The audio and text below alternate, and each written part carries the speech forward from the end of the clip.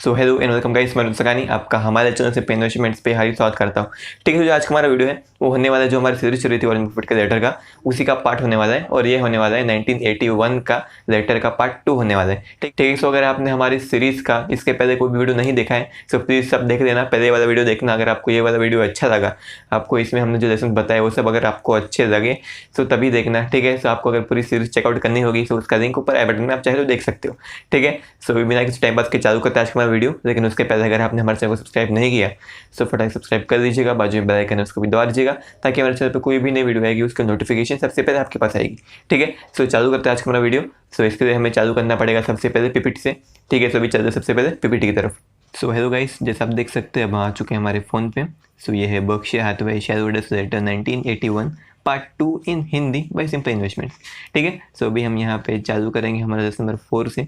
ठीक है, सो अभी चालू करते हैं लेसन नंबर 4।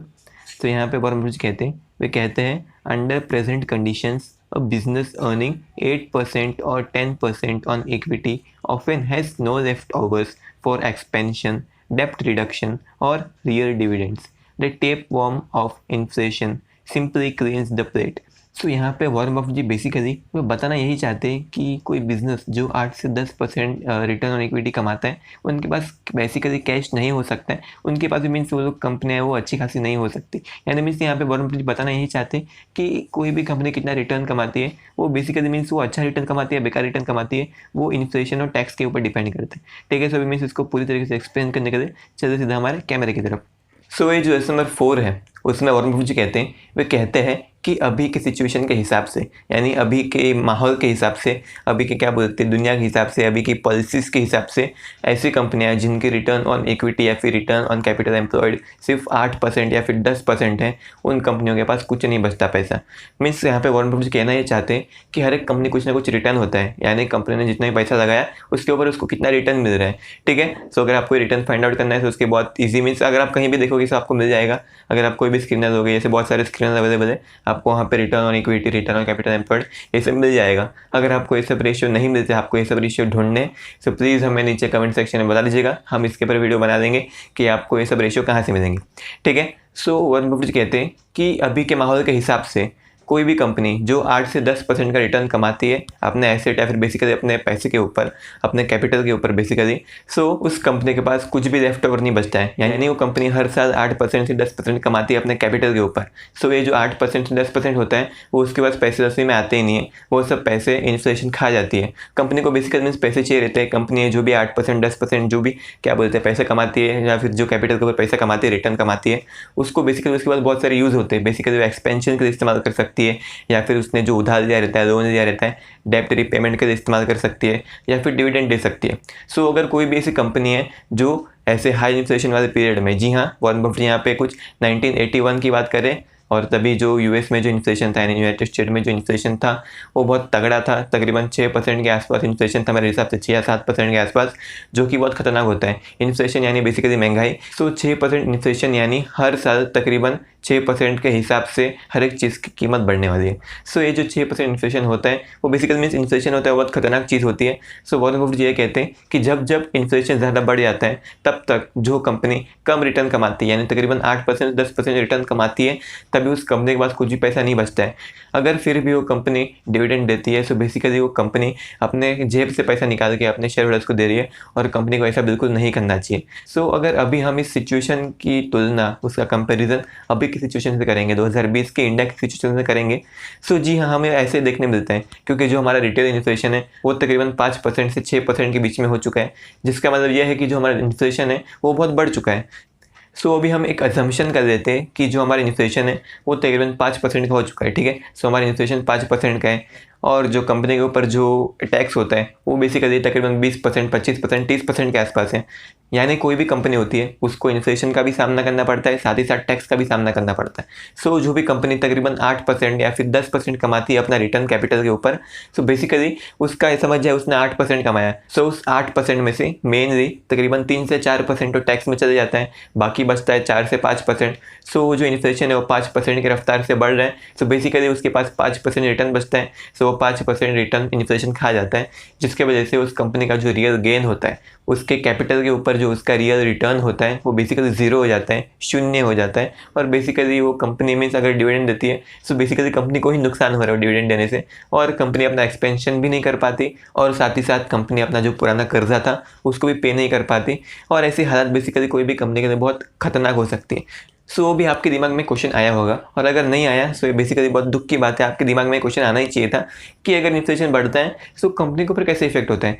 कंपनी के ऊपर इफेक्ट ऐसे होता है कि कंपनी जितने भी सामान बनाती है, उसका जितने प्रोडक्ट होता है वो एक रॉ मटेरियल से बनाती है। जैसे अगर समझ जाए कंपनी ने पेंसिल बनाया सो वो लकड़ी से बनाएगी, सीमेंट बनाया सो उसके लिए बहुत सारे अलग अलग केमिकल रखते हैं, मिट्टी लगती है, ये सब चीज़ों से बनाएगी। सो बेसिकली वो जो रॉ मटेरियल होता है उसके प्राइस भी बढ़ जाते हैं इन्फ्लेशन की वजह से। सो अभी आप सोचोगे कि अगर रॉ मटेरियल के प्राइसेस बढ़ जाते हैं तो कंपनी बेसिकली जो अपना मेन प्रोडक्ट है उसके प्राइसेस भी बढ़ा सकती है, लेकिन ऐसा मेनली होता नहीं है, क्योंकि मीन्स इन्फ्लेशन 6% से बढ़ेगा। सो बेसिकली कंपनियां अपना प्राइसेस को 6% से नहीं बढ़ा सकती हर साल, क्योंकि बेसिकली अगर आप देखोगे सो हर एक कंपनी में मीन्स हर एक इंडस्ट्री में, हर एक सेक्टर में कोई ना कोई ऐसी कंपनी होती है जो बहुत कम दाम पे, एकदम क्या बोलते हैं, एकदम कचड़े वाले दाम पे वो लोग चीज़ों को बेचती है। फिर चाहे उनकी क्वालिटी कितनी भी ख़राब क्यों ना हो, लेकिन उनकी जो प्राइसेस रहते हैं वो बहुत कम होते हैं, और जो इंडियन कस्टमर होते हैं वो लोग को कम प्राइसेस वाली चीज़ें पसंद आती है। सो बेसिकली इसलिए जो कंपनी है वो लोग प्राइसेस को नहीं बढ़ा सकती, वो लोग इन्फ्लेशन के हिसाब से अपने प्राइसेस को 6% 7% नहीं बढ़ा सकती। सो इसलिए वॉरेन बफेट जी कहते हैं आपको ऐसी कंपनी में इन्वेस्टमेंट करना चाहिए जिसमें इंडेक्सिंग होती है। इंडेक्सिंग का मतलब यही होता है कि इन्फ्लेशन के साथ ही साथ वो लोग की चीज़ों का प्राइस भी बढ़ जाता है, जिसकी वजह से उनको इन्फ्लेशन की वजह से कुछ भी नुकसान नहीं होता है।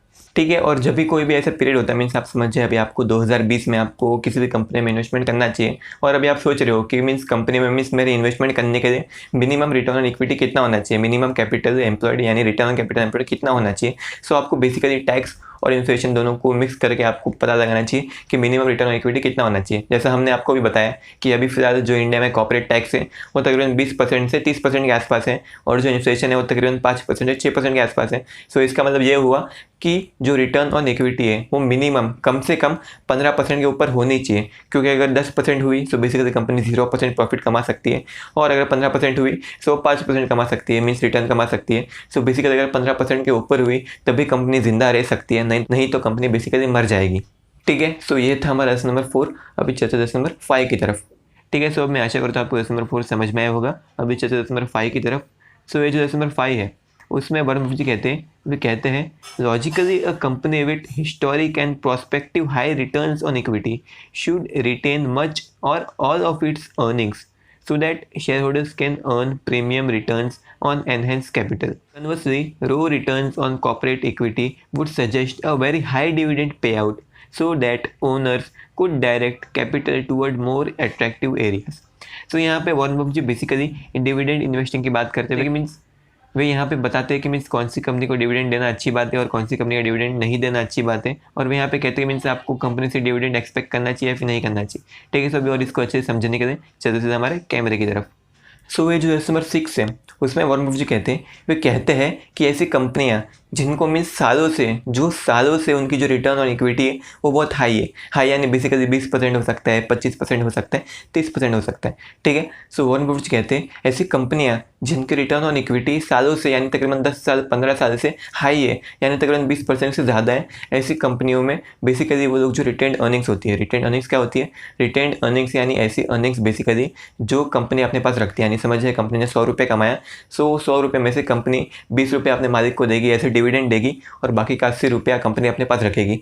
सो ये जो 80 रुपये कंपनी ने अपने पास रखा यानी अपनी खुद की कमाई अपने मालिक को नहीं दी और वो पैसा अपने पास ही रखा, सो उसको हम बोलेंगे रिटेन्ड अर्निंग्स। सो वॉरेन बफेट जी कहते हैं कि अगर हम लॉजिकली देखेंगे सो ऐसी कंपनियां जिनका जो रिटर्न ऑन इक्विटी बहुत हाई है उनको जितने भी अर्निंग्स है अपनी वो सब रिटेन कर देना चाहिए, उनको ज़रा डिविडेंड नहीं देना चाहिए। अगर वो कंपनी अपना जितने भी अर्निंग्स है उसको रिटेन कर सकती है और वापस से उस पैसे को इन्वेस्ट करके वापस से वो 30% रिटर्न कमा सकती है, यानी बेसिकली उनका जो रिटर्न ऑन इक्विटी हो क्या है, यानी उनके पैसे के ऊपर रिटर्न है। सो अगर कोई भी कंपनी 20% रिटर्न कमा पा रही है सो उस कंपनी को उसका जितने भी अर्निंग्स है उसको रिटेन करना चाहिए, उसको डिविडेंड में नहीं देना चाहिए। क्योंकि अगर समझ जाए कंपनी ने 100 रुपये कमाया और मैंने 100 रुपये, यानी मैं कंपनी को समझ जाए मैंने 100 रुपये कमाया और 100 का 100 रुपये मैंने डिविडेंड में दे दिया आपको, सो आप क्या करोगे, उसका ज़्यादा से ज़्यादा आप उसको वापस इन्वेस्ट करोगे और वापस से उसके ऊपर 8% या फिर 10% का रिटर्न कमाओगे हर साल। लेकिन अगर वो पैसा मेरे पास ही रहता, क्योंकि मेरे जो ROE है यानी जो रिटर्न ऑन इक्विटी है वो बहुत हाई है, तकरीबन 20% या 25% के आसपास है, सो मैं उसका आपसे ज़्यादा अच्छा इस्तेमाल कर सकता हूँ। यानी मैं उसके ऊपर 25% का रिटर्न कमा सकता हूँ, जबकि आप सिर्फ 10% का रिटर्न कमा सकते हैं। सो वॉरेन बफेट यही कहते हैं कि ऐसी कंपनियाँ जिनका जो रिटर्न ऑन इक्विटी है वो बहुत ज़्यादा हाई है, उनको मेनली अपने जितने भी अर्निंग्स होती है उनको रिटेन करना चाहिए, ताकि जो शेयर होल्डर्स होते हैं यानी उनके जो शेयर होल्डर्स हैं, उस कंपनी के जितने भी शेयर होल्डर्स हैं, उनको बेसिकली वो फ़ायदा हो सके, उनको एक प्रीमियम मिल सके रिटेन अर्निंग के ऊपर। ठीक है। और इसके आगे वॉरेन बफेट कहते हैं, वे कहते हैं कि ऐसी कंपनियां जिनकी जो रिटर्न ऑन इक्विटी है वो बहुत ज़्यादा अच्छी खासी नहीं होती है, उनके रिटर्न ऑन इक्विटी बेसिकली 10% या फिर 15% के आसपास होती है, उनको उनका जितना भी मेनली जो पैसा है वो मीन्स थोड़ा पैसा अपने पास रखना चाहिए, थोड़ा पैसा उनको मीन्स डिविडेंड देते रहना चाहिए। लेकिन ऐसी कंपनियां जिनकी जो रिटर्न ऑन इक्विटी है वो बहुत ख़राब है, यानी 4% 5% के आसपास है, उनको उनका मेनली पैसा सब डिविडेंड के रूप में दे देना चाहिए, उनको पैसा अपने पास नहीं रखना चाहिए। क्योंकि अगर वो कंपनी ने पैसा अपने पास रखा तो उसके ऊपर भी कंपनी सिर्फ 4% या फिर 5% ही कमा सकती है। लेकिन अगर उन्होंने डिविडेंड के रूप में उसको शेयर होल्डर्स को दे दिया तो शेयर होल्डर्स कम से कम उस पर तकरीबन 7% तो कमा ही देंगे उसको FD में डाल के। ठीक है, ठीक है। सो वॉरेन बफेट यही कहते हैं कि आपको ऐसी कंपनी में इन्वेस्टमेंट नहीं करना चाहिए जो ज़्यादा डिविडेंड देती है, आपको ऐसी कंपनी में इन्वेस्टमेंट करना चाहिए जिसकी जो रिटर्न ऑन इक्विटी है वो भी अच्छी खासी है और वो डिविडेंड भी आपको कम देती है। ठीक है। सो अगर कोई भी कंपनी जिसका रिटर्न ऑन इक्विटी अच्छा है वो आपको डिविडेंड ना दे, सो आपको दुखी नहीं होना चाहिए, उल्टा आपको खुश होना चाहिए। ठीक है। सो ये था लेसन नंबर 5। अभी चलते लेसन नंबर 6 की तरफ। ठीक है। सो अब मैं आशा करता हूँ आपको लेसन नंबर 5 समझ में आया होगा। अभी चलते लेसन नंबर 6 की तरफ। सो ये जो लेसन नंबर 6 है उसमें वॉरेन बफेट कहते हैं, वे कहते हैं it is true that virtually no property casualty insurer despite protest by the entire industry that rates are inadequate and great selectivity should be exercise has been willing to turn down business to the point where cash flow has turned significantly negative. Absent of such a willingness, prices will remain under severe pressure. तो यहाँ पे Warren Buffett ji basically property casualty insurance business की बात करते हैं। वे कहते हैं कि एक ऐसे सेक्टर में मीन्स जो सेक्टर है वो पूरा एक कमोडिटी सेक्टर की जैसा है, जिसकी वजह से हमारे ऊपर बहुत प्रेशर रहता है प्राइस कम करने के लिए। ठीक है। सो अभी यहाँ पे वे इसी सब चीज़ की बात करते हुए यहाँ पे कमोडिटी सेक्टर के बारे में और एक्सप्लेनेशन देते हैं। सो अभी वो सब चीज़ों को जानने के लिए चलते सीधे हमारे कैमरे की तरफ। सो ये जो लेसन नंबर 6 है उसमें Warren Buffett ji basically property casualty insurance business की बात करते हैं। वे कहते हैं कि ये जो हमारा इंश्योरेंस बिजनेस है, प्रॉपर्टी कैजुअलिटी यानी क्या, प्रॉपर्टी यानी बेसिकली जो घर मकान वो सब होता है उसके ऊपर इंश्योरेंस देने का जो बिजनेस होता है उसको प्रॉपर्टी कैजुअलिटी इंश्योरेंस बिजनेस कहते हैं।